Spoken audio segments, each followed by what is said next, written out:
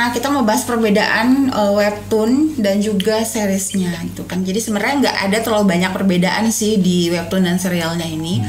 Karena sutradaranya ini adalah kreator webtoon itu sendiri ya. Jadi nggak terlalu beda jauh kayak kita nonton Sweet Home. Paling cuma yang jadi anaknya si detektif ini kalau di webtoon tuh cowok, kalau di series ini dia tuh cewek.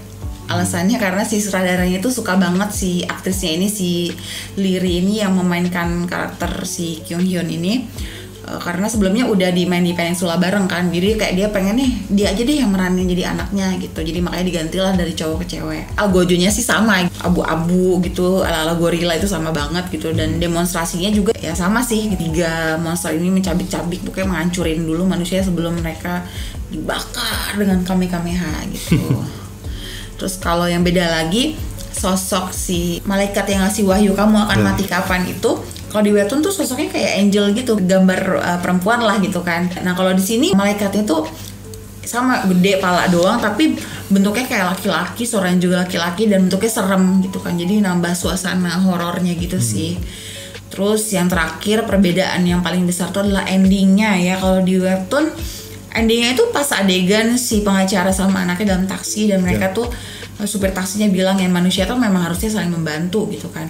Nah kalau di sini endingnya tuh si Park Jung Ga itu tiba-tiba bangkit kembali dari butiran-butiran debu-debu bakarannya, dia tuh kembali lagi menjadi utuh.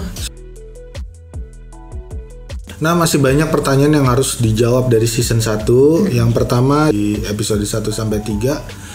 Polisi sekaligus detektif Jin Kyung Hoon harus menerima kepedihan atas meninggalnya sang istri yang dibunuh. Namun pembunuhnya cuma dihukum 6 tahun. Iya, 6 tahun penjara. Terus dia sangat sayang sama anaknya si Jin Hee-jung. Nah, sialnya anak itu terhasut sama si Jung Jin Soo. Aduh, susah banget sih nih Korea. Dan malah ngebunuh ya, si pelaku itunya, pembunuhan ibunya. Bener. Di akhir episode 3, Jin Kyung Hoon adalah satu-satunya yang tahu kebohongannya si Jung Jin Soo. Di akhir episode 3 itu ternyata kita tahu bahwa ternyata si ketua sektenya itu pun dapat wahyu bahwa dia juga akan mati. Jadi kan kayak ada plot twist yang ternyata yang didapat itu tuh bukan cuma para pendosa, bukan cuma kriminal doang yang dapat wahyuan itu. Nah, jadi kita kayak wow, ada apa ini? Jadi sebenarnya apa sih dia itu gorila itu mau ngebunuhnya berdasarkan apa gitu kan? Nah, si detektif ini memilih untuk merahasiakan si kebenaran itu demi nutupin anaknya yang ternyata udah jadi pembunuh. Nah, habis itu mereka nggak diceritain, dah ngilang gitu aja, nggak tahu kemana. Semoga kalau ada season keduanya nongol ya. Iya, benar-benar. Yang perlu di highlight juga ya bayi yang bertahan hidup ini. Jadi kan waktu mereka tuh tahu bahwa bayi aja yang nggak berdosa ternyata dapat wahyu, itu kan jadi membuat masyarakat sekitar terbuka matanya ya. Oh ternyata ini agama ini nggak benar gitu kan ya. Aku udah nggak sanggup banget tuh ngebayangin bayi itu disiksa sama si monster gitu kan. Terus akan di kamehameha gitu. Jadi angus. Ini dia dilindungi sama kedua orang tuanya. Oh my god, itu hati gue tuh terharu banget kayak gitu kan. Terus gue tuh udah ngebayangin mereka tuh bakal angus bertiga gitu, ternyata bayinya masih hidup. Jadi kan kayak aduh lumayan bikin terharu gak sih gitu. Kayak mau nunjukin gak sih cinta pengorbanan tuh bisa mengalahkan hukuman iya gak sih? Terus kan juga ada ya yang si Park Jung Ga ini yang reborn gitu. Dia juga kan sebelumnya juga kita nggak tahu dosanya apa kan, walaupun cuma ditulis bahwa dia melahirkan anak yang berbeda-beda bapak kan gitu kan. Apakah dosanya dianggap zina atau gimana atau kita nggak tahu, tapi dia kembali lagi. Nah jadi kita juga nggak tahu apa yang terjadi selama dia di neraka itu, kenapa dia bisa kembali lagi, dan apakah orang-orang yang juga udah dihukum itu akan kembali lagi gitu kan. Nah berarti kan selanjutnya kalau ada season berikutnya itu berarti akan ada keruntuhan si kebenaran baru ini kan, karena bayi udah kesebar tuh video bayi lahir itu juga ituin monster, dan orang-orang tuh akhirnya tahu kalau si sekte kebenaran baru ini berbohong soal konsep pendosa gitu kan. Karena Tuhan tidak mungkin dong menghukum bayi yang tidak ada dosanya gitu kan. Menarik juga kalau ngebayangin season 2 itu akan membahas keruntuhan dari sekte ini, dan apakah akan ada sekte lain atau malah ngebahas hal yang lain tentang monsternya gitu kan. Karena monster ini pun masih menjadi misteri gitu kan ya. Bahkan tujuan mereka tuh apa, dan bahkan mereka juga yang ngebunuh yang pemimpin sekte ini. Intinya monsternya itu apa juga kita nggak tahu, iya, gitu nggak tahu, kan. monster Karena pokoknya apa. yang tadi udah kita bahas juga, hasil otopsinya tuh menunjukkan bahwa yang mayat itu bukan makhluk hidup, bukan manusia gitu kan. Jadi terus ada juga adegannya ditembak pakai Iya. pistol, terus dia bisa ini kan, bisa ngerasain. Awalnya sih aku mikir itu teknologi yang maju.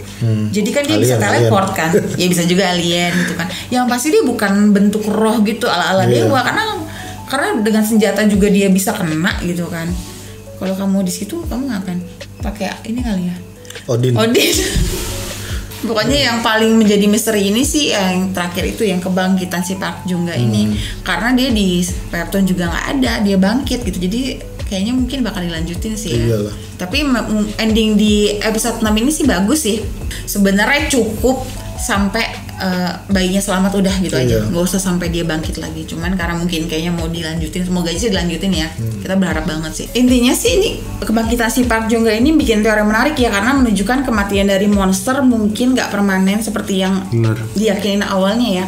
Mungkin ada juga cara untuk menghidupkan kembali manusia, terus atau bisa memberikan harapan yang dibutuhkan umat manusia gitu loh, untuk gimana caranya kita bisa menghindar dari kematian acak bayi si monster ini gitu. Seperti yang udah kita bahas sebelumnya, untuk nonton Hellbound kita nggak cuma dapat hiburan doang, tapi juga banyak pertanyaan-pertanyaan tentang nilai hidup kita ya.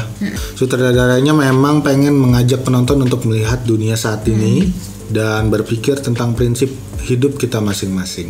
Kayak pas itu ya, kayak pas si detektif itu kan tadinya kan dia tuh bilang kalau lu kriminal ya lu harus disidang di secara hukum, bukan dengan dihakimi atau langsung dibunuh atau gimana gitu kan.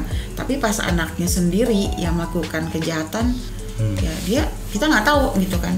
Dia tuh seperti apa? Kayaknya sih dia menyembunyiin ya, memilih untuk menyembunyikan anaknya, cuman emang tidak diceritakan lagi sih gitu. Ya udah. Baiklah, sekian dulu untuk konten hari ini. Seperti biasa, bagi kalian yang baru mampir atau baru melihat channel kami, silakan klik tombol like dan juga di subscribe.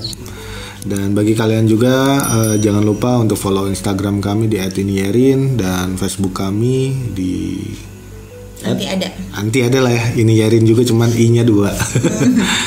Ya silakan kalian bisa DM atau nanya seputar konten-konten kami selanjutnya, atau kasih saran, rekomendasi film, atau mau nambahin tentang film ini ya, film lagi series ini, silakan tulis di kolom komentar atau DM juga boleh. Itu aja ya. Oke, terima kasih. Mohon maaf kalau ada salah-salah kata ya.